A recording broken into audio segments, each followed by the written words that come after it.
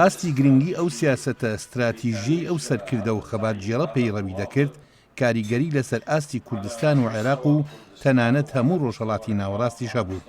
گۆچی دوای مام جەلال بەر لەوەی خەسارەتێکی گەورە بێ بۆ گەلی کورد، خەسارەتێکی گەورە بوو بۆ سەر جەمگەلان، چونکە مام جەلال ڕوحێتێکی مرۆڤ دەستانەی هەبوو. داوای یەکریزی و یەکچارەنووسی گەلانی ناوچەکەی دەکرد.